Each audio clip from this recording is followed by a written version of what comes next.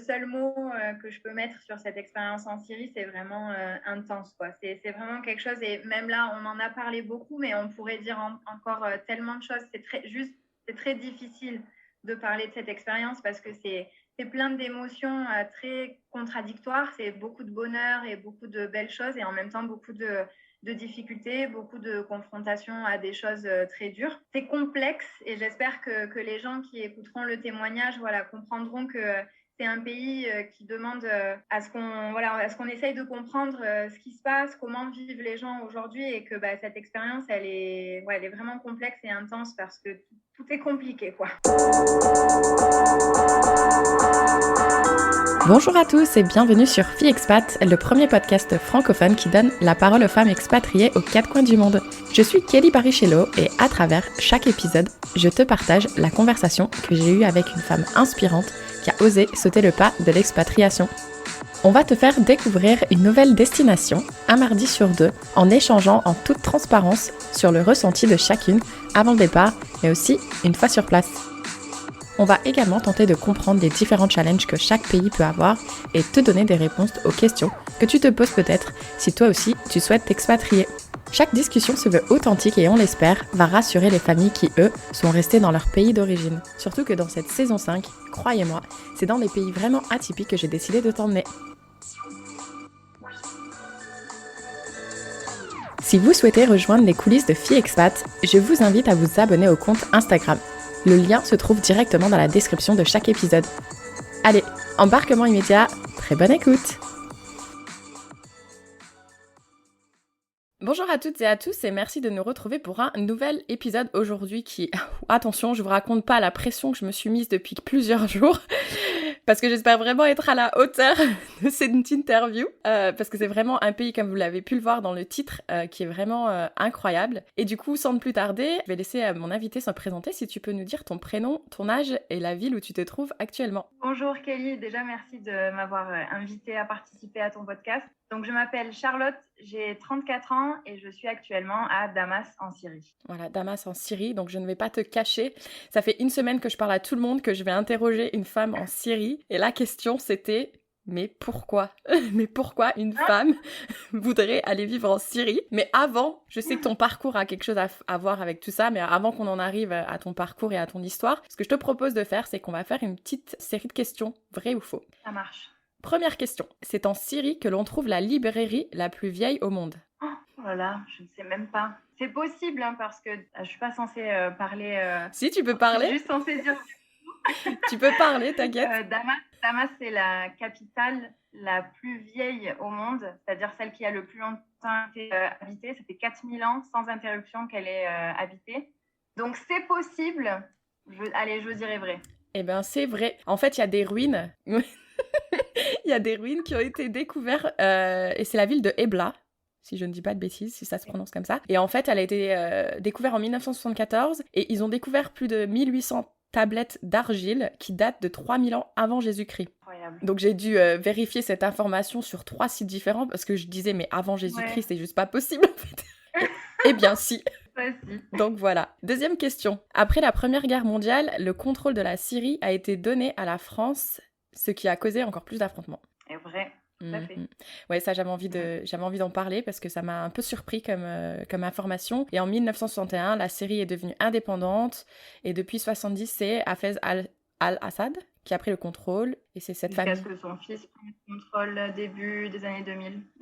Exactement. Donc j'étais étonnée. Je ne savais pas que la France avait à un moment contrôlé la Syrie. Oui, tout à fait. Ils ont eu un mandat français. Et d'ailleurs, par exemple, comme beaucoup de pays dans le monde arabe, la loi actuelle, la loi en Syrie, est basée sur la loi française, en fait, puisqu'elle a été imposée pendant le mandat français.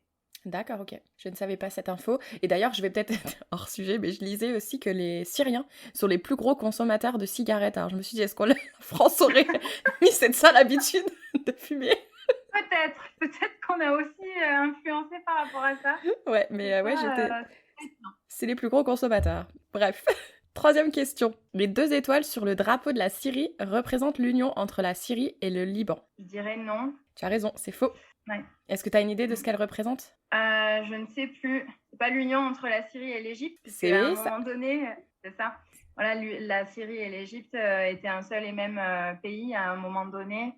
Et Ouais. ensuite, la Syrie a retrouvé totalement son indépendance. Voilà, c'est ça. Et j'ai fait exprès de mettre ça parce que je sais que toi, tu as une petite histoire avec l'Égypte. Et...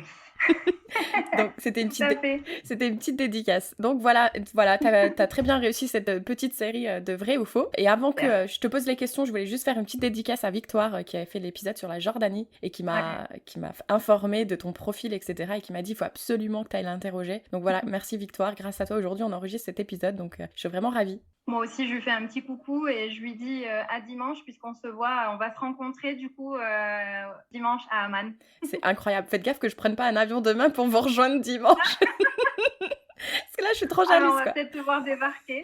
C'est clair, avec moi, on est à l'abri de rien en plus. Enfin, voilà. Bon, bah écoute, Charlotte, est-ce que tu pourrais plonger les gens sur l'histoire de Charlotte? Qui étais-tu? Où as-tu grandi? Qu'as-tu fait comme études, etc. Dans les grandes lignes, bien évidemment. Ouais. Alors, j'ai grandi dans le sud de la France, en Provence, Toulouse et puis surtout Avignon.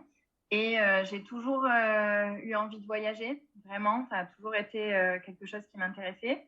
Et puis, donc, j'ai cherché un moyen de pouvoir travailler, d'avoir un métier qui me permette de voyager en même temps.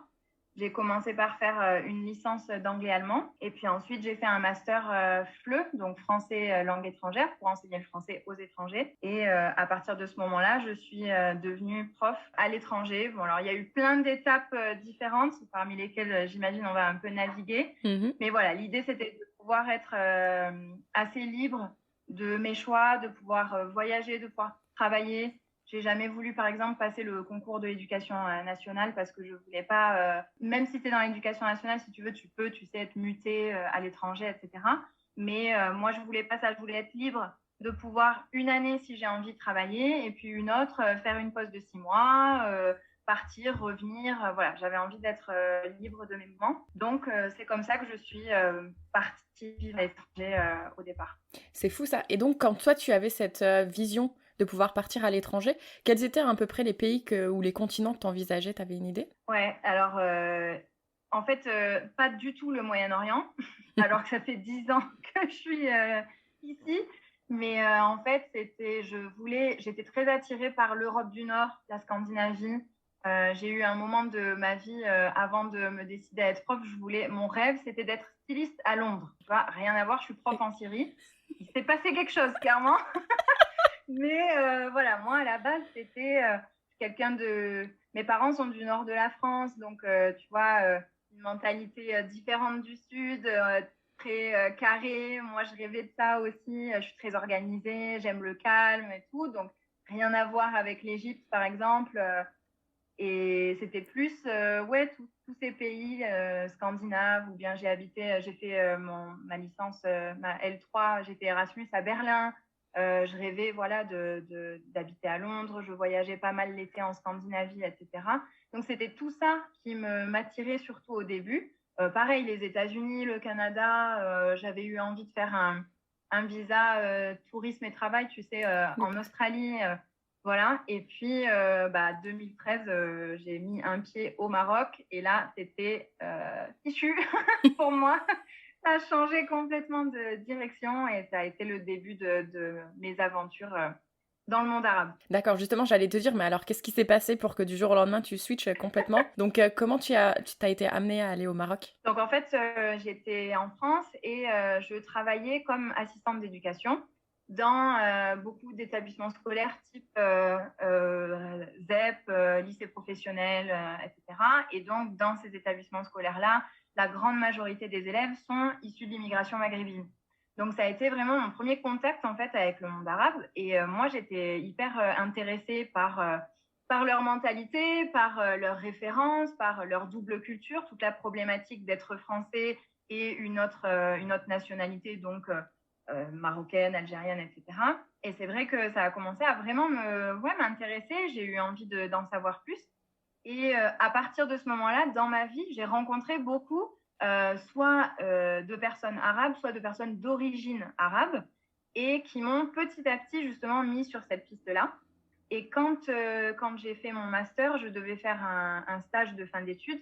Et j'ai une de mes amies qui m'a dit, écoute, j'ai un oncle à Ouarzazate, dans le sud du Maroc, qui a une école.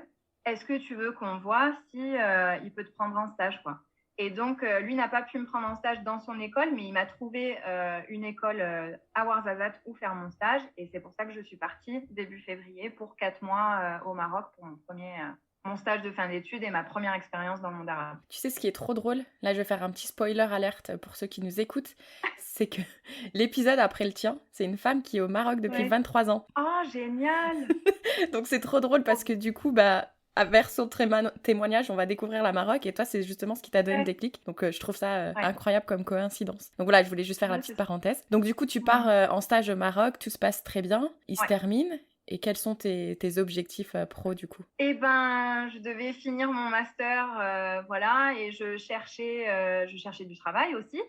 Et en fait, alors rien à voir, mais du coup, je vois une annonce. Moi, je fonctionne vraiment par coup de cœur. Enfin, aujourd'hui, il y a une logique, mais avant, il y en avait pas tellement. Mais je vois un poste à Moscou. À Moscou. Et je me dis, ouais, à Moscou. Et je me dis, tiens, après le désert marocain, pourquoi ne pas aller à Moscou? Et du coup, je postule et je suis prise. Donc, je pars début juillet 2013 à Moscou. Et j'étais censée faire 10 mois de contrat. J'en ai fait que 6 parce que j'ai eu des gros problèmes de sécurité en fait en arrivant. J'ai eu une tentative de viol le premier soir. Ouais. Oh, waouh! Et 3 semaines après, des gens qui tapent partout dans l'immeuble, etc. Et on se demandait ce qui se passait. En fait, avec ma coloc, on regarde par la fenêtre et on voit qu'en fait, il y a l'armée partout et qu'ils sont en train d'évacuer l'immeuble. Et on descend et en fait, il y avait un appel anonyme qui avait été passé qui disait qu'il y avait une bombe dans l'immeuble. Et ma coloc, je lui dis, c'est quand même bizarre, on n'était pas dans l'hypercentre de Moscou, voilà, on n'est pas particulièrement dans un quartier problématique. Et elle me dit, non, mais il y a les Tchétchènes, il y a 3 ans, ont fait exploser un immeuble à 2 rues d'ici. Ok. Oh, les boules! Et en fait, ça a été un enchaînement vraiment d'événements assez particuliers où, clairement, je suis pas quelqu'un de peureux, j'ai pas spécialement peur dans ma vie. Mais par contre, je m'écoute beaucoup. Et là, je sentais qu'il y avait quelque chose qui allait pas et que c'était l'univers qui me disait, mais casse-toi, quoi, parce que va t'arriver des broutilles. Donc, j'ai fini par quitter Moscou au bout de 6 mois parce que je ne me sentais pas rassurée. T'as tenu 6 mois, j'ai envie de dire. Moi, je sais pas si j'aurais tenu aussi longtemps, honnêtement. Donc, t'étais quand même déterminée. C'était pas évident, mais après, voilà, ça s'est calmé aussi. Ça a été vraiment les 2-3 premiers mois où il y a eu vraiment beaucoup d'événements comme ça. Il y a vraiment la mort partout. En fait, il se passait plein de choses autour de moi assez morbides. Et en septembre, j'ai donné ma démission en me disant, voilà, j'ai déjà acheté mon billet pour Noël. Je reviendrai pas, mais je veux pas partir comme ça non plus, entre guillemets, comme une voleuse, tu vois. J'avais envie de pas partir sur ce point-là non plus, tu vois. Donc, je suis restée en me disant, bon, je vais essayer d'en faire quelque chose de chouette. Et effectivement, petit à petit, ça allait mieux. J'ai même hésité à continuer finalement à la fin. Mais il y avait d'autres choses qui étaient compliquées. J'avais énormément de travail, j'étais très mal payée. Je ne pouvais pas spécialement profiter trop de la vie là-bas. Donc, je me suis dit, bon, ça ne vaut pas le coup et j'ai préféré partir. Mais voilà, ouais, j'ai voulu essayer quand même d'en faire une expérience sympa, de partir sur un autre sentiment que celui du stress permanent que j'ai pu avoir les premiers mois, quoi. Oh, tu m'étonnes. Et donc, du coup, là, tu rentres en France, j'imagine? C'est ça. Et tu te laisses un peu de temps pour te poser, etc. Ou comment ça se passe? Ouais, exactement. En fait, j'avais pas fini. Donc, on est du coup fin 2013, début 2014. J'avais pas encore terminé mon master. Comme j'ai commencé directement le boulot à Moscou, j'avais pas fini il me restait mon mémoire à finir d'écrire. Ok. Donc, en fait, de janvier à juin, j'ai pris un poste comme assistante d'éducation pour pouvoir avoir de l'espace mental d'écrire mon mémoire et un peu de temps. Donc, j'ai bossé comme ça, j'ai fait mon mémoire. Et puis, je reçois début mai, courant mai, je ne sais plus, un appel d'un pote qui me dit écoute, j'ai envie d'aller voir un pote en commun qui bosse au Caire, mais je n'ai pas envie d'y aller tout seul parce que, je sais pas, j'ai peur d'aller en Égypte. On est quand même 2014, la révolution vient à peine de se terminer. Les images qu'on reçoit de l'Égypte, ça fait un peu flipper. Tous les Français sont partis. Enfin, on est quand même dans un contexte encore assez instable. Et moi, comme je t'ai dit tout à l'heure, j'ai jamais eu d'attirance spécialement pour le monde arabe, mais c'est vrai que bon, il y avait eu cette expérience au Maroc que j'avais beaucoup, beaucoup aimée. Donc, je me dis, même si l'Égypte ne m'attirait pas du tout, il y a beaucoup de gens, tu sais, qui sont passionnés par l'Égypte antique. Il y a une vraie passion. Alors moi, ça m'a jamais intéressée. Mais je me dis, ben, ok, pourquoi pas, allez, on y va. Et début juin, on atterrit au Caire. Et en fait, je suis censée rester un mois. J'avais fini mon mémoire, etc. Donc, j'avais quasiment terminé mon master. Il me restait plus que ma soutenance de mémoire. Et on était censé rester un mois. Et en fait, moi, au bout de 3 jours, je me suis dit, en fait, là, il y a quelque chose, quoi. Il se passe quelque chose. Je ressens quelque chose de très fort dans ce pays. Un mois, ça va pas du tout suffire pour découvrir ne serait-ce que le Caire, encore moins bien sûr l'Égypte. Du coup, je commence à me dire, bon, je crois que je vais passer un peu plus de temps ici. Donc, à la fin du mois de juin, je rentre en France pour passer ma soutenance de mémoire. Et en fait, je suis restée 10 jours et je suis repartie. Excellent. Je suis repartie, j'ai annulé tous mes plans de l'été. J'avais tout était planifié, j'ai tout annulé. Et je suis partie en Égypte. Et voilà, et je suis restée quelques mois. Je suis restée jusqu'en novembre. Je bossais pas, j'avais rencontré tellement de gens qu'en fait, je passais le temps un peu. On allait au café, on allait se promener, on discutait. J'emmagasinais tout un tas d'informations, d'émotions, de tout ça. J'apprenais énormément sur la révolution égyptienne, que moi, j'avais suivi de loin sur mon canapé en France, mais j'avais pas les détails clairement de ce qui s'était passé. Et donc là, moi, j'avais rencontré énormément de révolutionnaires égyptiens et qui du coup me partageaient avec moi tout ce qu'ils avaient vécu pendant toutes ces années. Donc là, je prends une grosse claque. Je réalise que j'étais assez naïve, tu vois, jusqu'à ce moment-là dans ma vie. Moi, j'aimais avoir mon petit appartement, mes petites robes. J'achetais énormément de vêtements, beaucoup d'objets. Je consommais beaucoup et j'étais pas tellement consciente des problèmes dans le monde. Oui, comme tout le monde, je voyais aux informations ce qui se passait, mais c'est pas que ça me touchait pas, mais c'est juste que ça me semblait très loin, tout ça, tu vois. Donc là, je me retrouve en fait un peu, après la Révolution, mais je me retrouve finalement quand même assez submergée par tout ça. Et du coup, je reste jusqu'en novembre. En novembre, je commence vraiment à fatiguer parce que le Caire, c'est hyper fatigant. C'est ce que j'allais te dire, désolée de te couper la parole, mais non, dis-moi. J'ai eu la chance, enfin l'opportunité de visiter le Caire. Bien évidemment, je voulais aller voir les pyramides. Déjà, j'avais aucune idée que les pyramides étaient autant dans la ville. Mais bon, bref, j'y suis allée une journée. Une journée. Je suis sortie de cette journée, j'étais épuisée par le bruit. Enfin, pour moi, c'était un énorme bordel où t'es constamment ton cerveau. Oui, enfin, moi, j'ai pris une claque, mais pas la même que toi, je pense. Et à la fin de la journée, c'est drôle parce que tu me disais que t'aimais bien le calme. Donc, du coup, je suis un peu surprise que justement, ça t'a plu autant. Ouais, il y a. Enfin, c'est. De toute façon, tout à l'heure, tu as dit pourquoi la Syrie. Je me pose la même question. Enfin, pourquoi l'Égypte? Pourquoi je suis dans des pays qui me ressemblent, qui correspondent pas à ma nature de base, quoi. Bon, évidemment, il y a plein de réponses à ça, mais en fait, je pense que j'ai aimé. Déjà, j'ai eu la chance de rencontrer des personnes extraordinaires dès que je suis arrivée, et donc j'ai tout de suite eu un espèce de quotidien, une sensation de bien-être, tu vois, de te retrouver dans un groupe avec des gens que tu aimes tout de suite, avec qui tu te sens à l'aise, etc. Donc ça, c'était très fort. Ensuite, je pense que j'aime quand même le challenge, et du coup, là, être au Caire, c'est un vrai challenge quotidien, parce que comme tu dis, c'est extrêmement fatigant. Au niveau culturel, c'est vraiment différent. Au niveau de la langue, si tu parles pas anglais, c'est très compliqué. Il y a plein de choses au quotidien à gérer. Et je pense que j'ai aussi aimé ça. J'ai aimé ce côté où, en fait, tu es obligé de te renforcer quand tu es au Caire et que tu vis là-bas, parce que c'est pas une vie facile, c'est pas un quotidien facile. Donc, je pense que j'ai aimé aussi cet aspect-là. Et je me suis laissée complètement aspirer par ce truc-là, quoi. Donc, c'est pour ça que je suis restée. Après, voilà, comme je te dis, au bout de 6 mois, en novembre, j'étais extrêmement fatiguée et j'ai ressenti le besoin de rentrer en France, me poser parce que il y a eu la claque humaine de ce que j'ai vécu, et puis la claque culturelle, la claque du quotidien, etc., la claque énergétique, j'ai envie de dire. Donc, j'ai eu besoin de rentrer en France, me poser un petit peu. Et puis, à la base, c'était pas du tout dans mes projets de m'installer en Égypte, de partir, etc. Donc, j'étais pas. Enfin, voilà, c'était une espèce de parenthèse. Sauf que, en fait, j'avais rencontré quelqu'un aussi en Égypte, au bout d'une semaine d'ailleurs, et que c'est une personne, voilà, à laquelle je me suis énormément attachée. Ça a été une très, très, très, très belle rencontre. Et en fait, moi, en novembre, quand je suis partie, je lui ai dit, écoute, moi, je peux plus rester au Caire vivre, je me vois pas m'installer ici, voilà, j'ai besoin d'aller en France, me poser, etc. Lui, il fait partie de ces révolutionnaires que j'avais rencontrés.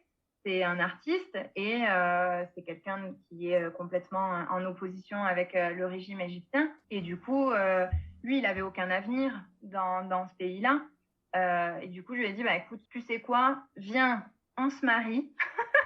Tu viens en France, ça marche, tant mieux, ça marche pas, tant pis, au moins tu seras en sécurité, tu auras d'autres opportunités, et puis voilà. Ah, super. Et du coup, on a lancé les procédures de mariage en novembre.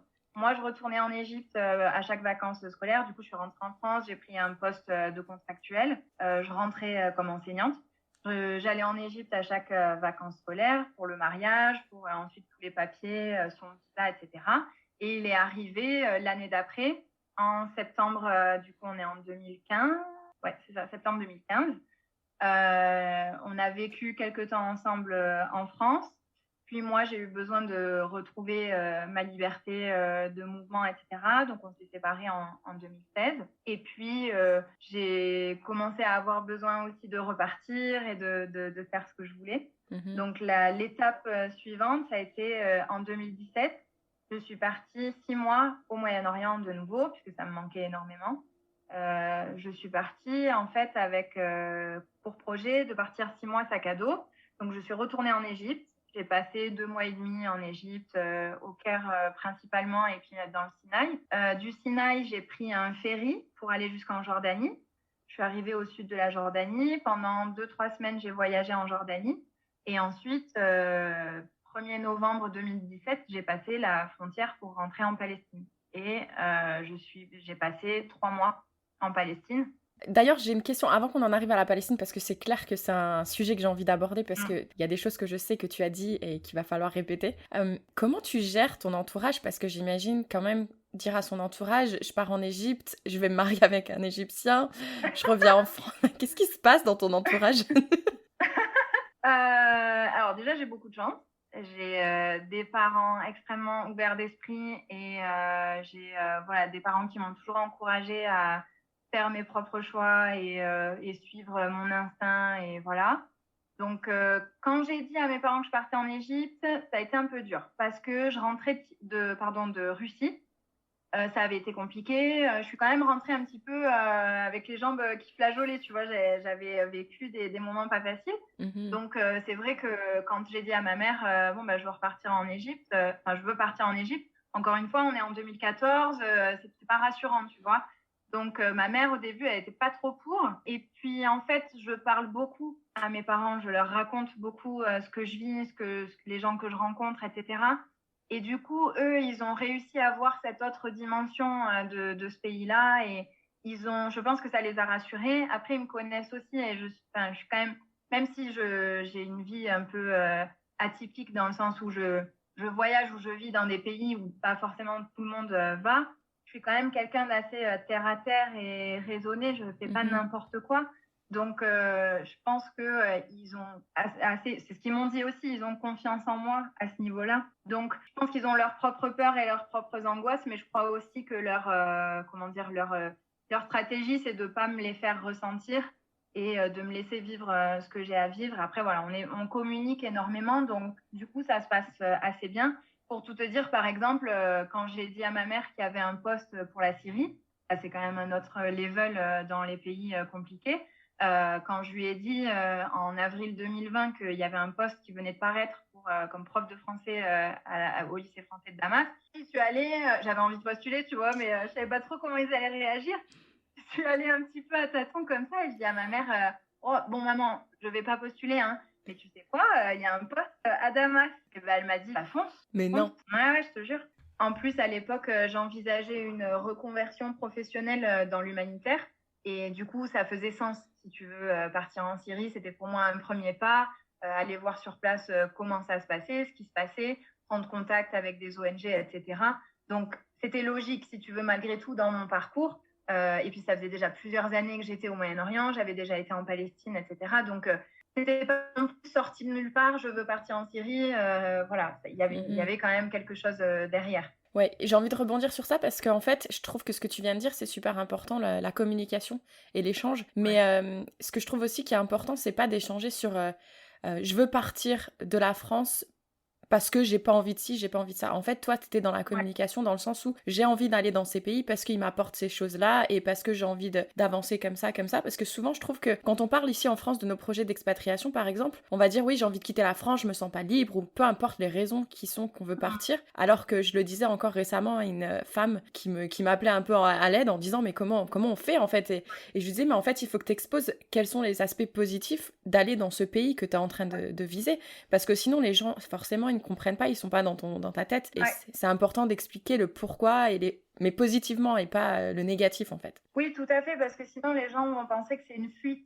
Et Exactement. du coup, ils comprennent pas, tu vois, ils pensent que ouais, tu pars parce que tu supportes pas ta vie, ton pays, etc. Alors que, en fait, souvent, c'est juste que les gens ont envie juste de découvrir l'ailleurs, quoi, d'aller voir ça se passe comment dans un autre pays, Mhm. comment on mange, c'est quoi les types de bâtiments, les personnes, les cultures, etc.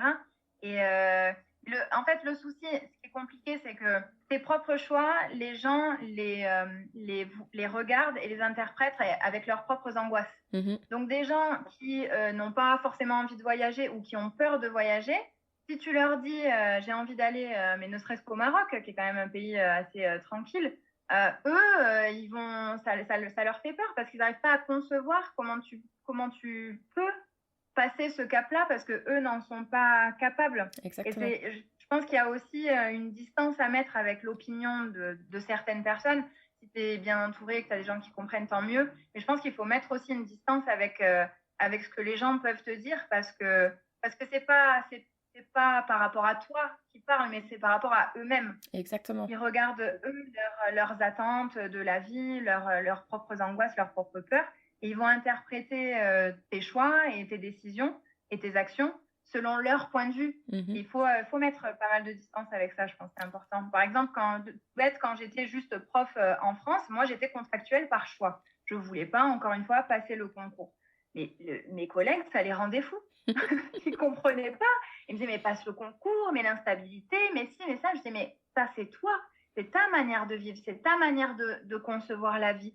Ce n'est pas la mienne. Je n'ai pas envie de rester au même endroit pendant des années. Je n'ai pas besoin de cette stabilité administrative, financière. Elle ne me fait pas peur. Mhm. Donc, laisse-moi vivre ma vie comme moi je l'entends. Ah, Tu vois, j'adore. ne stresse pas parce que moi, je ne stresse pas. Donc, J'adore parce que je suis exactement dans la même situation actuellement et je comprends ouais, bien que les gens autour ils comprennent pas, mais je suis très bien, c'est j'ai ça. jamais été aussi épanouie. Oui, Ne vous inquiétez c'était pas. difficile à faire entendre. C'est Ouais. clair. Mais du coup, pour en revenir à ton petit séjour en Palestine, parce que je sais Ouais. que tu as été faire des récoltes d'olives, donc est-ce que tu pourrais nous Ouais. raconter cette petite aventure? Oui, alors donc j'ai passé 3 mois en Palestine dans le but d'aller être bénévole dans des associations palestiniennes dans différents endroits de la Palestine et notamment je suis arrivée au moment de la récolte des olives et donc ce qui se passe en Palestine au moment de la récolte des olives, c'est que donc la Palestine est divisée en 3 zones. La zone A qui est sous contrôle de l'autorité palestinienne,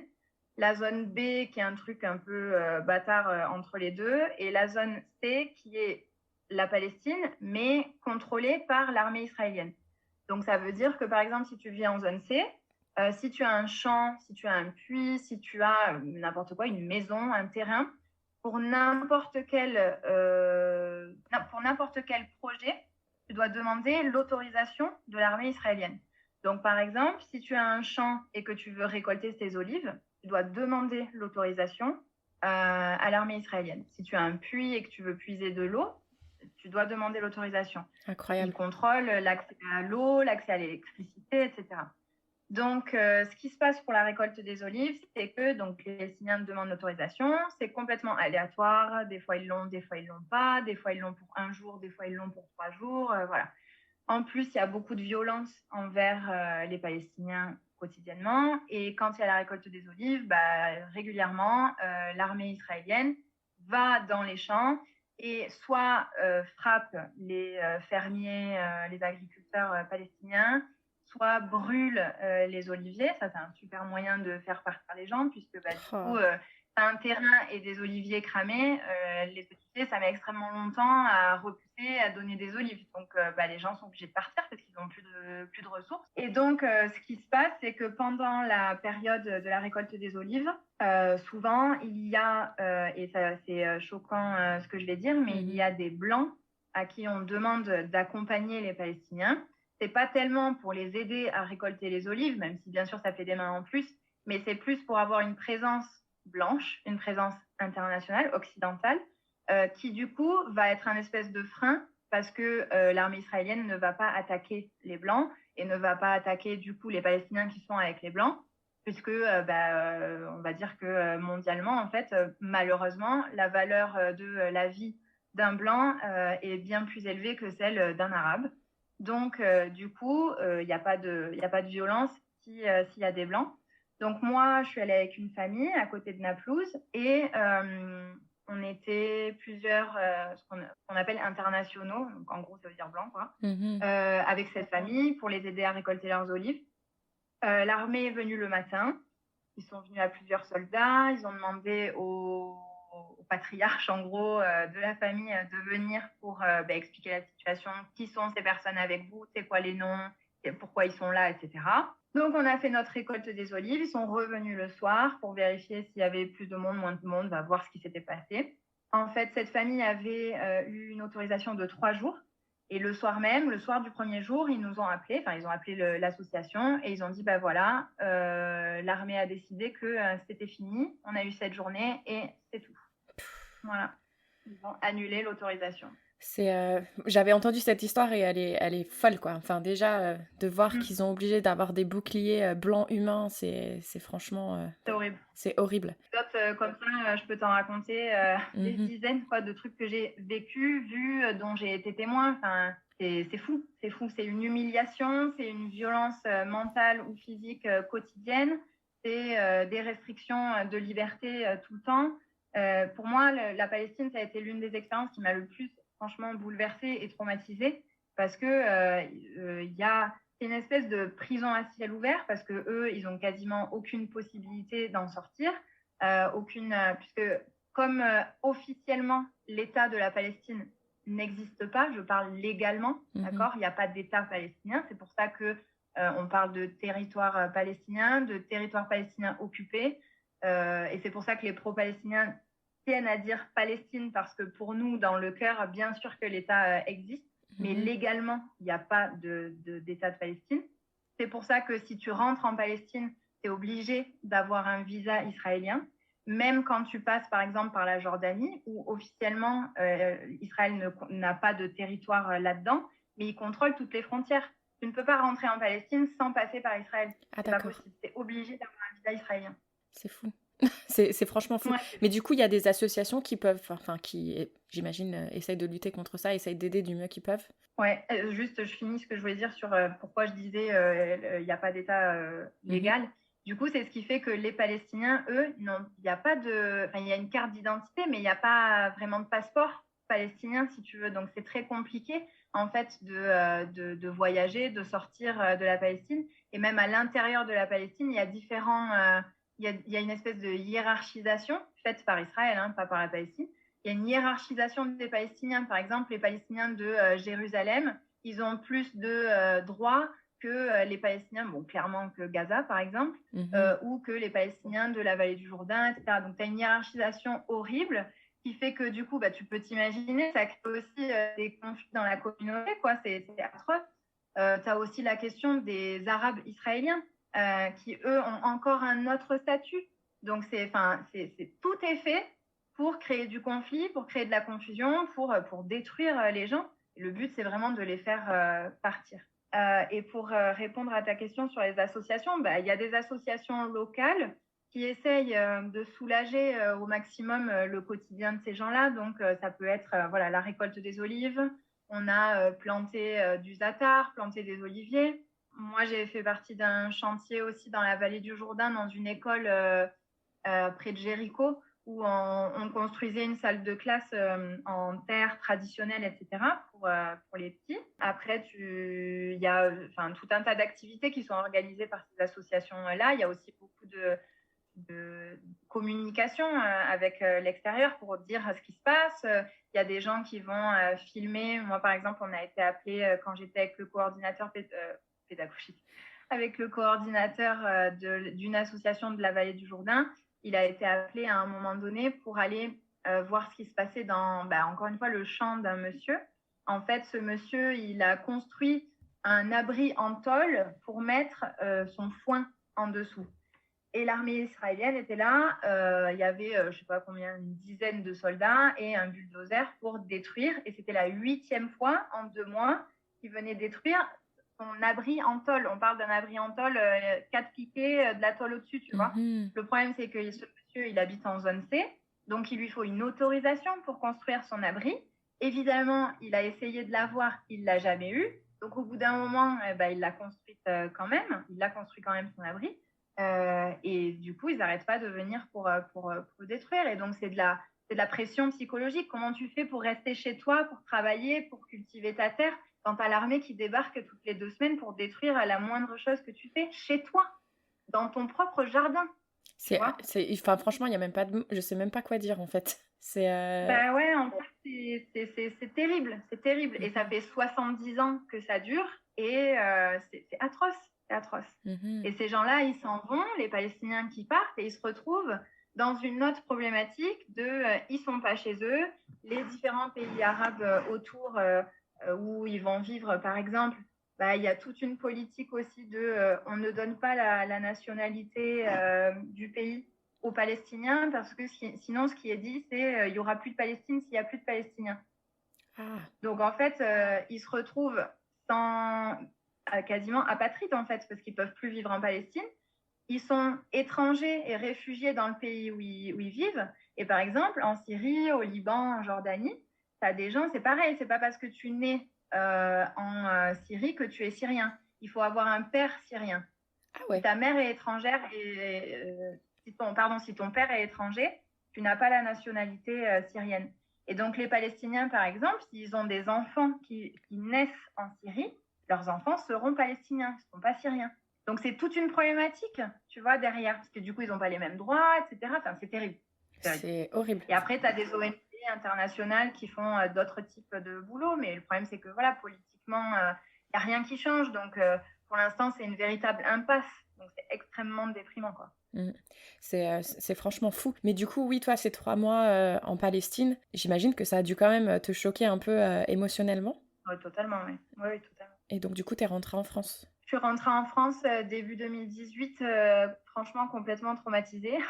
Et en fait, j'ai pas réussi à reprendre ma vie. Cette fois-ci, c'était pas possible. Jusqu'à ce moment-là, je jonglais, tu vois, j'avais vécu 6 mois en Russie, puis j'étais rentrée, puis j'étais repartie en Égypte, puis ci, puis ça. Là, je sentais que cette manière, j'arrivais plus à retrouver ma place en France. J'ai recommencé à bosser dans un collège. J'ai repris le travail, mais j'étais plus là.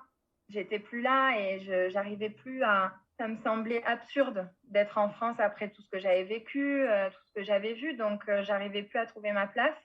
J'ai fait une grosse dépression. Et en fait, ce que j'ai décidé, c'est qu'en août 2018, donc 6 mois après mon retour, je suis retournée au Moyen-Orient et je suis partie m'installer en Égypte pour de bon, pour travailler.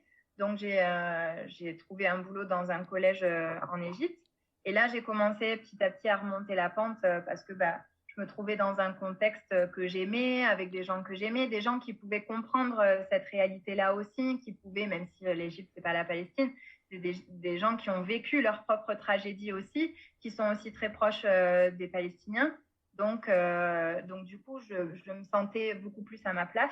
Mhm. Euh, Même si voilà, ça continuait quand même d'être un peu compliqué. Enfin, même encore aujourd'hui, franchement, bon, après, il y a tout ce qui se rajoute avec la Syrie, etc. Mais c'est vraiment un événement, un voyage qui a complètement bouleversé ma vie. À partir de ce moment-là, rien n'a plus été pareil, c'est clair. Mhm. J'ose même pas imaginer, honnêtement. C'est fou. Et l'Égypte, ça a duré combien de temps cette expérience en Égypte? Ça a duré ensuite 2 ans. Voilà, je suis restée 2 années scolaires, donc de la rentrée 2018 jusqu'au Covid, en fait. Où en fait, j'ai décidé de rentrer en France en mars 2020 parce que j'avais un salaire assez bas, une situation assez précaire en Égypte. J'étais payée à l'heure. Donc, du coup, si je bossais pas, je n'étais pas payée. L'école fermée avec le Covid. On commençait à se rendre compte que Ah. ça sentait quand même pas bon du tout, cette histoire. Mhm. Donc, je me suis dit, bon, moi, je peux pas rester ici et prendre le risque de dépenser toutes mes économies pour payer mon loyer jusqu'à cet été, quoi. Mhm. Et dans tous les cas, j'avais décidé, c'était ma dernière année scolaire, j'avais envie d'autre chose. À la base, je voulais voyager sac à dos, voilà, j'avais tout un périple en tête. Sauf que, Covid, je rentre en France et on se rend compte que, en fait, clairement, ça va pas du tout être possible à la rentrée, enfin, en septembre, de repartir, quoi. Donc, je me dis, écoute, il va falloir trouver du travail, quoi. Il va falloir bosser, voilà. Donc, je me dis, bon, j'ai envie, écoute bien ce que je te dis. Je me dis, j'ai envie d'un pays plus calme, j'ai envie d'être tranquille, voilà, j'ai envie d'être dans un quotidien plus simple, moins chaotique, etc. Donc, je postule pas mal à ce moment-là en Tunisie, à plusieurs postes comme prof de français, parce que voilà, la Tunisie, ça me semblait bien. Je me disais, à la fois, il y a le côté, c'est quand même le cœur de la révolution, c'est quand même de là que les printemps arabes sont partis. Donc, je me dis, bon, ça peut être chouette. Et en même temps, aujourd'hui, c'est quand même assez tranquille par rapport à l'Égypte, par exemple. Donc, je me dis, OK, je postule. Et sauf qu'un soir, je me connecte au site des profs à l'étranger et je vois cette annonce de prof de français pour le lycée français de Damas. Et donc, mon cœur rate un mouvement et un battement et je me dis, bon, il y a un truc là. Et Charlotte, Là, ça que- m'appelle. comme on dit en bon français, il y a que les cons qui changent pas d'avis, hein. Je m'étais dit, c'est soit un pays calme, soit comment dire, une opportunité folle, tu vois. Donc là, clairement, comme je t'ai dit tout à l'heure, je fonctionne à l'opportunité, quoi. Et Ouais. là, j'ai vu ce poste et je me suis dit, bon, je sais pas la prochaine fois qui sera disponible. J'ai pas de plan, on va pas pouvoir voyager. Enfin, c'est logique dans mon parcours, c'est logique dans ce que j'aime faire. Donc, allez, je tente le coup, quoi. Donc, C'est fin avril, je postule et je suis prise. Et du coup, voilà, je me dis, dans quelques mois, je déménage en Syrie. honnêtement, de toi à moi, est-ce qu'il y avait d'autres gens qui postulaient pour ce poste? C'est la grande question. Alors, figure-toi qu'on est pas mal d'illuminés, en fait, à avoir envie de partir en Syrie. Moi, je reçois énormément de messages sur mon compte Instagram où je partage beaucoup de photos de la Syrie. Et j'ai beaucoup de gens vraiment qui me disent purée, mais c'est incroyable que tu sois là-bas, c'est fou. Est-ce que c'est possible de venir? Comment tu as fait pour venir y travailler, etc. Donc, j'ai appris ensuite qu'il y avait quand même quelques CV sur la table traînés. Mais par rapport à mon parcours, justement, je pense que j'ai fait la différence parce que j'avais été en Palestine, j'avais été en Égypte. Donc, tu as une connaissance du terrain où tu te dis, bon, la personne, elle sait un peu où elle met les pieds. Elle Carrément. n'arrive pas, je ne sais pas, d'Espagne, tranquillou. Voilà, ça les a rassurés de voir où j'avais bossé avant. Donc, du coup, je pense que ça a aidé à faire le choix, quoi. Et du coup, ça a pris combien de temps entre le soir où tu as vu cette annonce et le moment où t'es partie? Donc, l'annonce, c'était voilà, mi-avril, je pense, fin avril, un truc comme ça. Et je suis partie début septembre. Comment ça se passe justement quand on envisage de s'expatrier là-haut en termes de visa, etc. Alors, le visa, donc actuellement, les visas touristiques, c'est assez compliqué d'en avoir. Donc, bon, ce qui se comprend, hein. Mhm. Après, moi, c'est un visa de travail, du coup. Et c'est l'école qui s'est occupée de tous les papiers. Moi, j'ai rien eu à faire en France. Là, j'ai eu à remplir un formulaire avec des questions type où est-ce que vous avez travaillé, qu'est-ce que vous avez fait et tout. Et puis mes informations personnelles, blabla. J'ai dû refaire mon passeport et tout, mais ça s'arrête là. Et eux, ils se sont occupés de tout de leur côté à Damas. Et ensuite, ils m'ont envoyé un document par mail que j'ai dû imprimer et montrer à la frontière. Donc, puisque pour aller en Syrie, il faut arriver par la frontière terrestre via le Liban. Donc, au poste frontière syrien, j'ai présenté mon document, mon passeport, etc. Et eux, de leur côté, avaient aussi le télégramme de l'école, etc. Donc, ça m'a permis de pouvoir avoir mon visa et de rentrer. Ça n'a pas été franchement compliqué. Je n'ai pas eu à gérer beaucoup de choses. Après, je sais que du côté de l'école, c'est beaucoup plus compliqué à faire parce que voilà, la Syrie, c'est pas n'importe quel pays. On est dans un contexte très particulier. Donc aujourd'hui, on ne laisse pas rentrer n'importe qui. Donc, eux doivent faire tout un tas de démarches. Et je sais que la Syrie vérifie, en fait, aussi qui ils font venir, quoi. J'allais te demander justement par rapport au fait que tu avais déjà été, par exemple, en Jordanie, en Israël, etc. Enfin, tu avais déjà fait plusieurs pays. Ça a pas bloqué, ça? Alors, la seule chose qui aurait pu bloquer, c'est la Palestine. Parce que la Syrie et Israël sont en guerre. Et la Syrie fait partie de ces, je crois qu'il y a 12 pays dans le monde qui ne reconnaissent pas l'État d'Israël. Donc, ils sont en guerre depuis toujours. Et c'est ce qui fait que, tu m'as contacté cette semaine, tu as réagi à une de mes stories. C'est ce qui fait qu'il y a des bombardements, en fait, régulièrement, une fois par mois, d'Israël sur Damas, en fait. Israël bombarde voilà, la périphérie de Damas, des entrepôts, des bases militaires, etc. Donc, c'est assez impressionnant parce que même si ça fait très longtemps que ça existe et on sait qu'il n'y a pas de... On ne sait pas tout. On sait pas trop ce qui se passe, on ne sait pas les dégâts, etc. On sait juste qu'a priori, il n'y a pas de civils qui sont touchés par ça. Simplement, en fait, c'est horrible. C'est-à-dire que c'est horrible d'être chez toi. Par exemple, à mardi, c'est ce qui s'est passé. J'étais chez moi, il était 1h du matin. Et j'ai entendu un premier missile passer au-dessus de nous, quoi, au-dessus de Damas. Et ensuite, le deuxième a été... donc, parfois, la défense aérienne syrienne réplique et fait exploser le missile en l'air pour éviter qu'il aille toucher ce qu'il veut toucher, quoi. Et donc là, c'est ce qui s'est passé. Et en fait, ça a pété vraiment dans le centre-ville, quoi. Donc, ça a fait une énorme détonation. Horrible. Et donc, dans ces moments-là, c'est pas drôle, quoi. Horrible. Et du coup, là, quand il y a ces retombées de missiles, etc., il n'y a pas de... Personne n'est touché, rien du tout? Là, justement, il y a des photos qui ont circulé sur des dégâts matériels. Il y a des morceaux de missiles qui sont arrivés sur des voitures. Ça a fait exploser des vitres aussi. Voilà, donc il y a des petits dégâts matériels quand même, quoi. Mais bon, de ce qu'on sait, ça s'arrête là. Et du coup, en fait, tu n'as pas le droit de rentrer en Syrie si tu es déjà allé en Israël. La Syrie, comme 11 autres pays dans le monde, ne reconnaissent pas l'État d'Israël. Et donc, les Israéliens ou toutes les personnes ayant un visa israélien sur leur passeport ne peuvent pas rentrer dans le pays. Et moi, j'ai un visa israélien puisque je suis allée en Palestine. Donc, je ne sais pas comment ça se fait qu'ils m'ont laissé passer. Alors, en Israël, maintenant, ce qu'ils font, c'est qu'ils font les flying visas. Tu sais, en fait, c'est une carte. C'est plus un tampon sur ton passeport, c'est une carte que tu peux enlever. Du coup, s'ils ne font pas de recherche, ils ne voient pas que tu es allé en Israël.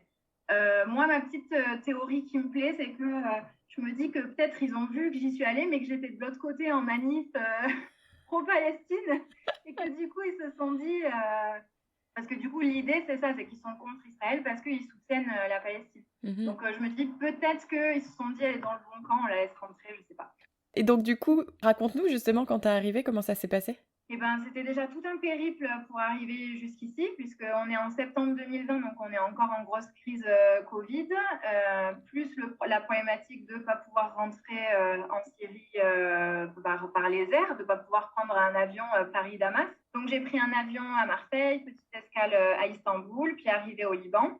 Au Liban, j'ai dû faire 2 jours de quarantaine par rapport au Covid, me refaire tester. Donc, j'ai fait un test avant de partir, un test à l'aéroport de Beyrouth, un test dans l'hôtel. Voilà. Et une fois que le test est revenu négatif, au bout de 2 jours, j'ai pu prendre la voiture. Donc, tu traverses le Liban dans sa largeur et tu passes un premier poste frontière libanais pour quitter le Liban. Puis, tu as un petit no man's land de 2 minutes en voiture. Et ensuite, tu entres dans tu passes le poste frontière syrien pour rentrer en Syrie. Et donc là, c'est ce que je te disais tout à l'heure. Voilà, eux avaient leur télégramme, moi j'avais mon document. Il y avait du monde, donc ça a mis un peu de temps, mais franchement, voilà, ça allait. Et puis là, j'entrais en Syrie, quoi. Donc c'était assez irréel, encore une fois. Je n'arrivais pas du tout à réaliser que j'étais là, quoi. Vraiment, ça me paraissait fou. Et comment ça s'est passé? Écoute, je suis arrivée, j'ai eu ma pré-rentrée très vite. Donc, j'ai été vite dans le truc de l'école.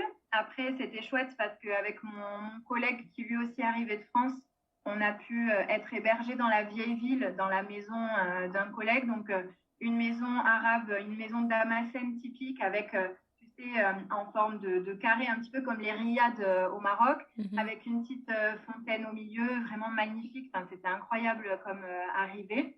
Et en fait, au début, c'est fou parce que tu sais, tu as toutes ces images de la Syrie terribles que tu as vues à la télé, les images de la guerre, les images des réfugiés, les images des bombardements, les images de tous ces immeubles par terre, etc. Et tu arrives à Damas et tu vois pas du tout ça parce que Damas, ça a été beaucoup protégé pendant la guerre, même si ça a été aussi pas mal quand même bombardé, mais ça a été plutôt protégé. Mais tu vois pas toute cette partie-là. Tu sais que tu es en Syrie, mais tu te dis, attends, c'est bizarre, c'est pas du tout ce que j'ai vu dans les médias, quoi. D'accord. Donc, il y a une espèce de flottement, tu vois, un petit peu, parce que Damas, c'est vraiment tout à fait normal. Il y a des cafés, il y a des restos, tout le monde sort. Voilà, il y a une vie normale. À l'époque, l'électricité, ça allait encore à peu près. Là, ça s'est vraiment dégradé particulièrement ces derniers mois. Mais voilà, il y a des coupures d'électricité. Donc, moi, par exemple, dans mon quartier, j'ai 2 heures d'électricité toutes les 4 heures. Là, c'est en train de changer. J'ai plus 2 heures. J'ai soit 1 heure, soit 1 heure et demie, toutes les 4 ou 5 heures. Avant, il y avait vraiment des horaires. Là, il n'y en a plus. C'est-à-dire que tous les jours, c'est différent. Donc, en fait, tout est compliqué parce que quand tu n'as pas d'électricité, tu n'as pas d'eau chaude, tu n'as pas de lumière. T'as pas un peu tout, quoi. Ton frigo. Donc, tu te chauffes, par exemple, tu cuisines au gaz, sauf qu'il y a aussi une pénurie de gaz. C'est très difficile de trouver du gaz. Donc, tout est compliqué. Là, tu parles de question de capacité d'adaptation, c'est poussé à l'extrême, là. Ouais, c'est clair. Waouh. Mais c'est quoi la cause de que tout d'un coup, d'abord, tu avais 2 heures, toutes les 4 heures, et tout ça, c'est en train de changer, mais pour le pire, en fait. Oui. La raison, c'est les problèmes économiques de la Syrie. Donc, déjà, les 10 ans de guerre qui ont énormément affecté la Syrie. Le fait que dans la guerre, il y a beaucoup par exemple, d'usines, d'entreprises et tout qui ont été bombardées. Les puits de pétrole qui ont été pris par différents groupes. Donc, il n'y a plus accès à tout ça. Et derrière, il y a aussi les sanctions. Donc les sanctions de l'Europe et des États-Unis. Donc, ce qui fait qu'il n'y a plus de monnaie étrangère qui circule dans le pays. Du coup, quand il n'y a plus de monnaie étrangère, sa valeur augmente, donc ça fait dévaluer la monnaie locale. Et c'est très difficile d'acheter, par exemple, du pétrole. Donc, l'électricité en Syrie fonctionne grâce au pétrole. C'est très difficile d'acheter du pétrole autour parce que, donc, comme il y a des sanctions, tu ne peux pas acheter à n'importe qui. Tu vois, donc tu dois acheter à tes alliés. Imaginons que l'autre pays qui pourrait aider la Syrie, à qui on pourrait acheter, c'est à la limite l'Irak, par exemple. Sauf que les puits de pétrole en Irak sont contrôlés par les Américains. Donc, on ne peut pas. C'est eux qui vendent le pétrole irakien. Donc, on ne peut pas acheter de pétrole à l'Irak, tu vois. L'Arabie Saoudite, c'est pas possible. Ils se détestent. Voilà. Donc, du coup, il y a un problème de ressources, il y a un problème de possibilité d'achat. Et donc, il faut faire des économies. Donc, ce qui se passe, c'est qu'il y a des coupures d'électricité pour économiser. Chaque Syrien a ce qu'on appelle une smart card qui est reliée à ton numéro de téléphone. Et en fait, tout est rationné, le gaz, l'électricité, etc. Et le gaz et l'essence, le pétrole, quoi. Par exemple, pour pouvoir faire ton plein, tu dois attendre de recevoir ton message sur ton téléphone qui te dit voilà, vous avez 24 heures pour aller récupérer votre ration de pétrole ou votre bouteille de gaz. Et tu as 24 heures avec un lieu prédéterminé. Si tu n'y vas pas, c'est fichu pour toi, il faudra attendre ton tour. Ouais. C'est incroyable. Ah oui, c'est une vie, on s'imagine pas, hein. On s'imagine pas du tout. Le quotidien est très difficile ici, vraiment. Ouais, j'avais écouté C'est, aussi que c'est... tu parlais par rapport au prix d'une bouteille de shampoing, par exemple, comparé au salaire d'un Syrien, si Ouais, tu pourrais le ouais. dire à celles et ceux qui nous écoutent. Ouais, c'est ça. Alors, le salaire moyen, donc ça veut dire un employé administratif, un professeur dans une école publique, voilà, c'est environ 100 000 livres syriennes. Et actuellement, une bouteille d'huile d'olive, c'est entre 10 et 15 000 livres syriennes. Donc, c'est comme si tu avais un SMIC et que tu payais 100 euros pour une bouteille d'huile d'olive, quoi, Ouais. tu vois. Donc, non, non, c'est les prix. Il y a eu, du coup, avec tous ces problèmes, il y a une inflation de fou. C'est-à-dire qu'il y a encore quelques années, 1 dollar valait 50 livres syriennes. Aujourd'hui, c'est 3 500. Donc, moi, depuis que je suis là, a été multiplié par 2 en termes de prix. Et Mm. les salaires, eux, ils n'ont pas suivi derrière. Mais toi, du coup, j'imagine aussi, tu dois être. Enfin, je sais pas, je peux pas me mettre à ta place parce que c'est tout simplement impossible. Et je pense que ceux qui nous écoutent, c'est pareil. Mais du coup, enfin, tu dois être entre cette balance. J'ai envie de rester parce que j'ai pas envie de les abandonner, mais en même temps, tu peux rien faire. Mm. Donc, combien de temps tu peux Mm. continuer à vivre comme ça avec des contraintes qui sont quand même, enfin, pas faciles à vivre au quotidien, j'imagine. Ouais, bah, je sais pas. Pour le moment, c'est bizarre. C'est dur. Franchement, c'est difficile. Là, par exemple, on a passé un mois de janvier horrible parce qu'il a neigé 2 fois à Damas. Donc, ça veut dire qu'il faisait extrêmement froid. Sauf que on n'avait pas d'électricité. Donc, les maisons étaient, en plus, c'est très mal isolé. Donc, les maisons, c'était des frigos. Tu peux pas avoir d'alternative parce que, par exemple, la seule alternative que tu peux avoir à ton chauffage électrique, qui du coup est coupé 18 heures par jour, c'est d'acheter soit un chauffage à gaz, soit un chauffage à mazout. Le chauffage à gaz, le chauffage en lui-même, l'appareil, il coûte 350 000 livres Oh syriennes. là Je là. rappelle que c'est 100 000 livres syriennes le salaire. Mm. Et la bouteille de gaz pleine en ce moment, c'est aussi 350 000 livres syriennes. Donc, c'est 700 000 livres pour t'acheter un chauffage. Ça veut dire 7 fois un salaire moyen syrien. Et en plus, il faut trouver du gaz. C'est très difficile d'en trouver. Et même chose pour le mazout, c'est la même chose. L'appareil, c'est entre 250 et 300 000 livres syriennes. Et le mazout, c'est en ce moment 3 000 livres le litre. Il te faut 500 litres. Enfin, c'est énorme, tu vois. Donc, les gens ne peuvent pas. Donc, ils ont 10 couvertures à la maison, ils calfeutrent tout. Ils ont des petits, tu sais, les trucs de gaz pour le camping. Ils ont ça et puis ils se réchauffent un peu avec ça. Enfin, c'est terrible. Donc, en janvier, c'était horrible.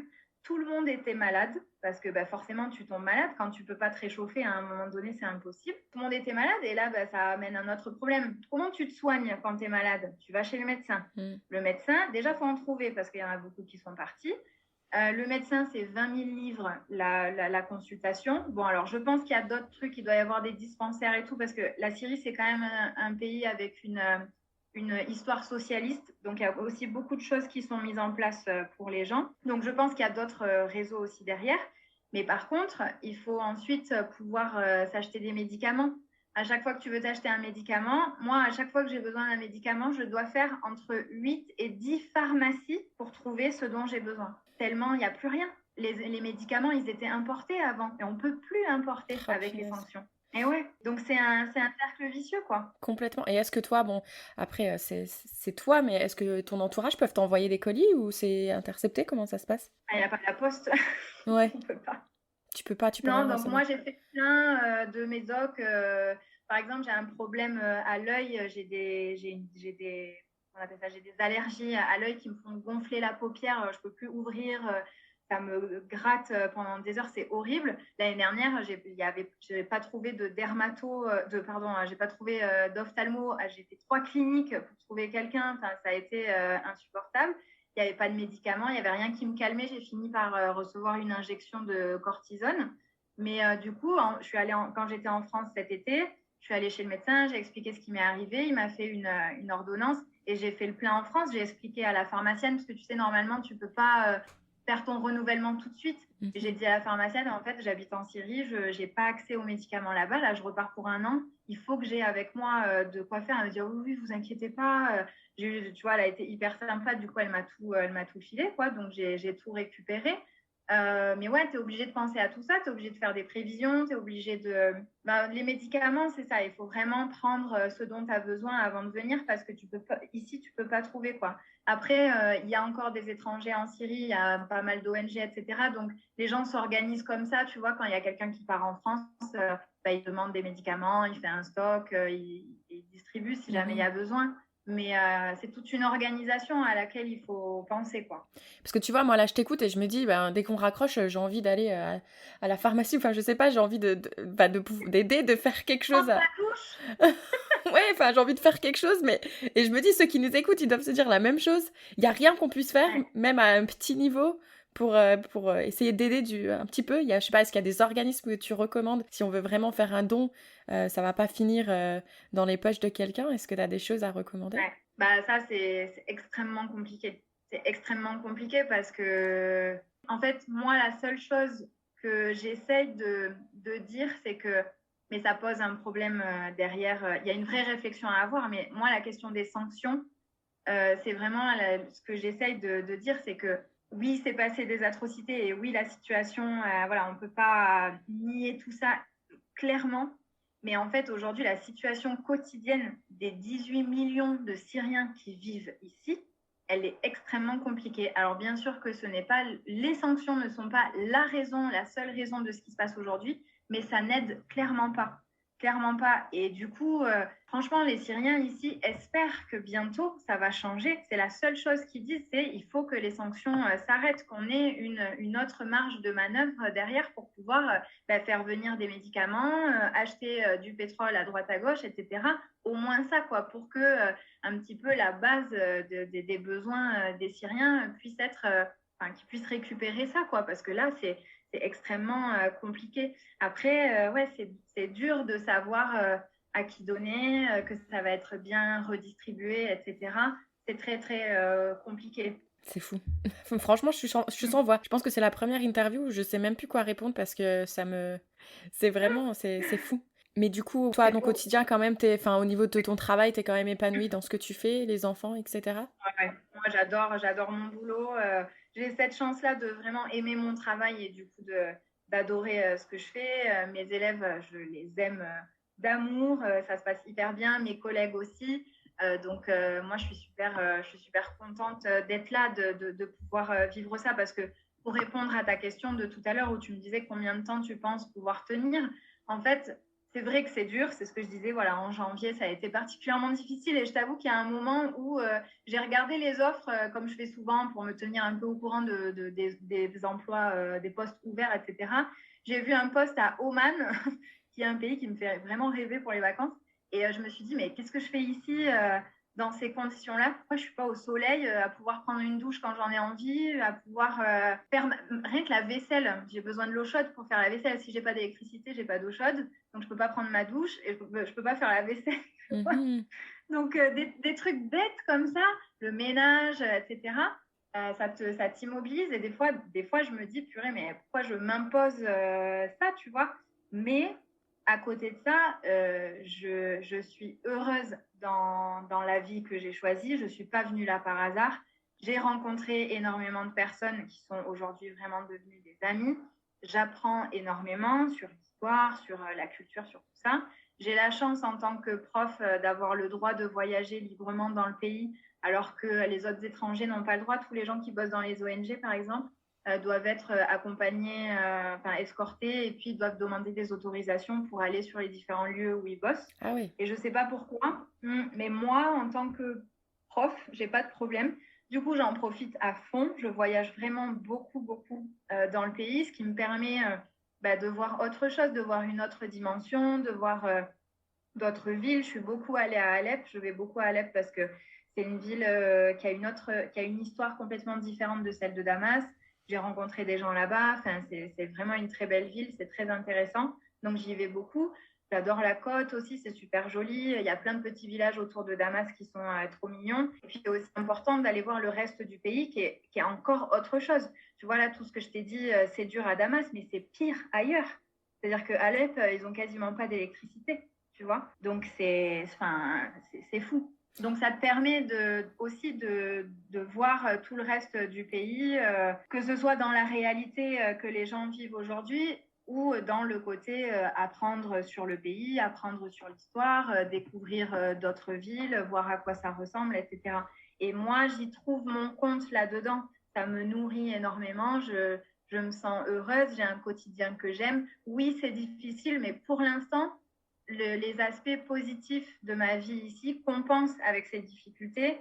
Et franchement, quand le week-end, je vais me promener dans la vieille ville de Damas, je passe à côté de la mosquée des Omeyyades, je vais voir mes amis, etc. Bah, en fait, je me dis, je sais pourquoi je suis là et j'ai pas envie de partir. Là, je planifie de rester encore une année scolaire supplémentaire voilà, à la rentrée. Après, clairement, sur le long terme, je ne me vois pas rester non plus. Je ne peux pas m'installer ici. Je n'ai pas de vision d'avenir. Personne n'en a de toute manière. À l'école, moi, j'ai un salaire quasi local, donc je ne suis pas très bien payée. C'est très juste.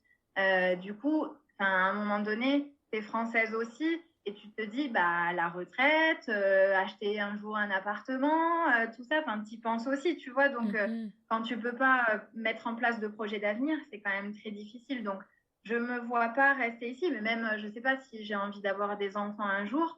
Je n'ai pas forcément envie qu'ils n'aient pas d'électricité les 3 quarts de la journée, que ce soit la galère pour donner le bain ou je ne sais pas quoi. Enfin, je ne me dis pas que je pourrais m'installer ici, alors que franchement, s'il n'y avait pas ces problèmes-là, Damas, c'est la ville de mon cœur. C'est vrai. Je m'installerai ici. Ah ouais. Donc toi, tu te sens Pour moi, c'est jamais... la ville parfaite. parce que tu disais, tu te balades comme ça, tu vas à travers le pays, tu te sens pas en insécurité? Non, je ne me sens pas en insécurité. C'est vrai que l'armée est partout. Voilà. Bah, après, ça fait des années que je vis dans des contextes où l'armée est partout de toute manière. En Égypte, c'est la même chose. De toute façon, c'est une dictature militaire, donc l'armée est partout. Là, c'est pareil. Il y a des checkpoints militaires partout dans la ville. Quand tu sors, c'est pareil, partout sur les routes, etc. Donc, oui, l'armée est là. Mais après, moi, ce qui me fait le plus peur, la raison pour laquelle je peux me sentir en insécurité, c'est les attaques d'Israël. Ouais. C'est là, de ces moments-là où là, je flippe, tu vois, où j'aime pas. Mais autre que ça, non. Après, bien sûr qu'il y a encore des zones de conflit en Syrie, il y a des endroits où c'est encore très tendu. Donc voilà, mais c'est des endroits où on ne voit pas. Du coup, tu vois, tu restes éloigné de tout ça, bien évidemment, quoi. Et quand tu sors, est-ce que tu dois mettre une tenue particulière ou tu peux t'habiller un peu à la française? Pas du tout. Pas du tout. La Syrie, c'est extrêmement cool là-dessus. Bon, de toute façon, franchement, j'ai jamais porté une tenue particulière dans le monde arabe. Simplement, évidemment, on respecte les codes. Tu te mets pas en débardeur spaghetti ou en short, mais c'est devenu ma manière de m'habiller de toute façon maintenant. Mais voilà, je mets mes jeans que je mets en France. Il y a juste l'été, évidemment, je porte beaucoup de petites robes. Bon, maintenant, du coup, j'ai trouvé le truc, je porte des robes longues. Mais ce que je fais, c'est que donc je mets des robes qui ont des bretelles et maintenant j'ai fait des petits kimonos, j'ai acheté des petits trucs comme ça que je peux mettre pour cacher mes épaules, mes bras. Mais c'est surtout parce que je suis très tatouée sur les bras et que du coup, ça attire vachement le regard. Enfin, je suis déjà blanche, rousse, tatouée en plus. Franchement, ça fait trop. Et moi, j'aime pas forcément qu'on me fixe pendant des heures dans la rue. Donc, je préfère, voilà, je mets mon petit kimono, comme ça, je suis un peu plus tranquille. Mais c'est pas pour la sécurité ou quoi que ce soit, c'est plus par respect. Et puis pour passer un peu plus inaperçu, même si clairement ça marche qu'à moitié. Oui, j'allais dire, parce que c'est vrai que tu as un profil qui est, je pense, pour eux, pas commun. Pour nous, tu passes inaperçu, mais c'est vrai que pour eux, ça doit être différent. Alors, moins pour la Syrie, parce que figure-toi qu'il y a beaucoup de roux. Et c'est vrai que, par exemple, dans le monde arabe, les Syriens, ils sont connus pour être blancs. En fait, il y a beaucoup de gens qui sont très clairs de peau. En fait, il y a eu beaucoup d'immigration d'Europe orientale, enfin d'Europe de l'Est, de l'Arménie, etc., etc. Donc, il y a eu beaucoup de mélanges. Et du coup, tu as beaucoup de gens qui même ont des traits un peu européens, tu vois. Il y a plein de Syriens que tu vois et typiquement, tu dirais pas, tiens, ils viennent du Moyen-Orient. Si tu les voyais en France, tu dirais, bon, bah, c'est des Européens, quoi, des Français, je sais pas. Donc, c'est rigolo et j'ai vu plein de gens qui sont encore plus roux que moi, quoi. Donc, quand je suis arrivée, je me suis dit, tiens, c'est rigolo, c'est mon pays, quoi. Et ben voilà, tout ça vient de là. Voilà. Excellent, j'adore. Mais écoute, je pourrais échanger encore des heures avec toi. Mais là, limite, je culpabilise parce que pour info, elle vient de brancher la batterie parce qu'elle a plus de batterie. Et là, je culpabilise à te piquer le peu d'énergie que t'as. Du coup, Non, t'inquiète. est-ce qu'il y a quelque chose que tu voudrais ajouter par rapport à cette expérience en Syrie? Juste que le seul mot que je peux mettre sur cette expérience en Syrie, c'est vraiment intense, quoi. C'est vraiment quelque chose, et même là, on en a parlé beaucoup, mais on pourrait dire encore tellement de choses. C'est très difficile de parler de cette expérience parce que c'est plein d'émotions très contradictoires. C'est beaucoup de bonheur et beaucoup de belles choses, et en même temps beaucoup de difficultés, beaucoup de confrontations à des choses très dures. C'est complexe, et j'espère que les gens qui écouteront le témoignage, voilà, comprendront que c'est un pays qui demande à ce qu'on essaye de comprendre ce qui se passe, comment vivent les gens aujourd'hui, et que cette expérience, elle est vraiment complexe et intense parce que tout est compliqué, quoi. Ouais, et puis pas seulement se limiter à ce qu'on voit à la télé, parce que forcément... Mais du coup, Oui. je mettrai aussi... je mets toujours la description... Enfin, dans la description, on mettra ton compte Instagram pour ceux qui voudraient voir, enfin, te suivre, etc. Ouais. Et du coup, mes petites questions de la fin. Donc, la première, c'est... Oui. Si tu pouvais te passer un message aujourd'hui, le jour où tu as vu cette annonce pour la Syrie, est-ce que tu te dirais quelque chose? Je me dirais fonce et n'aie pas peur parce que, en fait, je me dirais, ça va être encore plus beau que ce que tu imagines aujourd'hui. Tu Ah, vas pas être génial. déçu. Mais juste des gouttes pour les yeux dans ta valise. Ouais, c'est clair. C'est ça. Et prends du pesto, il n'y en a pas. Ah, du pesto. Ah bah oui, du coup. Des trucs tout cons, des fois, où on se réalise la chance qu'on a d'en avoir, et quand on les a pas, on se dit, j'aurais jamais cru. Moi, c'était Ouais. le Maggi aux États-Unis. Je trouvais jamais la sauce Ah Maggi. ouais, Et une salade ouais. sans Maggi, pour moi, c'est pas possible. Mais des trucs cons. Comme quoi, hein. Voilà, on a tous nos petites faiblesses. Et pour conclure Ouais. cet épisode, est-ce que tu voudrais nous citer ta citation préférée ou ta chanson préférée? Alors, j'ai deux citations. Juste, la première, c'est qui craint de souffrir souffre déjà de ce qu'il craint. Magnifique. J'adore cette citation parce que voilà, c'est vraiment, je pense qu'on est beaucoup inhibé par nos peurs et par nos angoisses. Et je pense que des fois, on prend pas le premier pas parce que on ne fait pas le premier pas pour un projet parce qu'on est immobilisé par la peur. Et en fait, finalement, on souffre déjà de ça, et c'est dommage. Donc, je pense qu'il faut arriver à se libérer de cette peur-là. Et la deuxième citation, c'est une citation qui m'a beaucoup aidée dans ma vie, dans ma manière de vivre les choses. Tu la connais peut-être, c'est le proverbe sur la pirogue et l'arbre. Oui, je la connais. C'est tout homme est tiraillé entre deux besoins, le besoin de la pirogue, c'est-à-dire du voyage, de l'arrachement à soi-même, et le besoin de l'arbre, c'est-à-dire de l'enracinement de l'identité. Et les hommes errent constamment entre les deux besoins, en cédant tantôt à l'un, tantôt à l'autre, jusqu'au jour où ils comprennent que c'est avec l'arbre qu'on fabrique la pirogue. Celle-là, elle est magnifique. Tu vois, j'ai des frissons, elle me donne tout le temps. Ouais, elle me donne tout le temps des frissons. À chaque fois que je la lis, je suis touchée parce que voilà, pour des personnes qui voyagent, qui vivent à l'étranger, etc., c'est vrai qu'on est toujours un petit peu tiraillé entre j'adore voyager, j'adore découvrir des nouveaux trucs, mais en même temps, j'ai ma famille, j'ai des amis en France. Donc, des fois, j'ai envie d'être en France pour être avec eux, et puis des fois, j'ai envie d'être loin. Et en fait, tout est question, je pense, d'équilibre. Si on arrive à équilibrer notre chez nous, notre enracinement, notre arbre, il peut nous donner, c'est lui qui va nous donner la force de partir. Et je vais juste finir en disant quelque chose qu'un jour ma mère m'a dit, où justement elle se posait la question de pourquoi j'avais autant besoin de partir loin, etc. Et elle avait demandé à un psychologue un petit peu pas peiné, mais un petit peu, elle se posait la question de pourquoi est-ce qu'elle part aussi loin. Et en fait, le psychologue lui avait dit, mais vous savez, peut-être que justement, vous lui avez donné tellement confiance en elle qu'elle est capable de partir. Et c'est peut-être un peu grâce à vous si elle a cette force et cette capacité à partir parce qu'elle sait qu'elle peut revenir. Et d'ailleurs, mon père m'appelle le boomerang. J'ai un petit boomerang tatoué sur mon bras. Parce que mon père, il dit toujours, de toute façon, elle est toujours barrée à l'autre bout du monde, mais elle finit toujours par revenir. C'est quoi, là, mes parents pourraient dire la même chose de moi. Donc, je sais pas si mon papa écoutera ça, mais attention, il risque de m'appeler Boomerang bientôt. Toi aussi, tu vas finir avec un boomerang tatoué sur le bras, tu vois. Je pense. Tu sais quoi, j'ai déjà la planète, là. Voilà, on va pouvoir compléter. C'est ça. Bah, écoute Charlotte, merci énormément pour, vraiment, ce partage, si authentique et incroyable et franchement, bah, courage, bon courage pour tout ça parce que là, franchement, on parle de courage, hein, clairement et puis, j'ai hâte de suivre la suite de tes aventures. Merci beaucoup et merci encore de m'avoir invitée. Ça m'a fait très plaisir de pouvoir partager sur la Syrie, raconter un petit peu comment ça se passe ici et dire c'est quoi vivre en Syrie en 2022. Bah, merci beaucoup. À très vite. À très bientôt.